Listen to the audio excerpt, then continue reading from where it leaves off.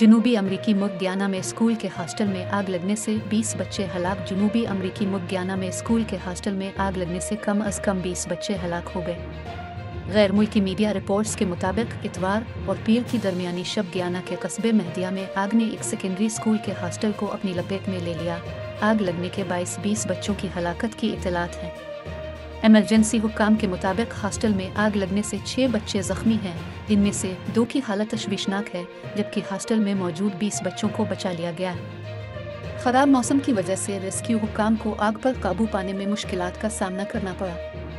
इतवार और पीर की दरमियानी शब को लगने वाली आग ने हॉस्टल की पूरी इमारत को अपनी लपेट में ले लिया था। रिपोर्ट्स के मुताबिक आग लगने की वजह अब तक मालूम न हो सकी।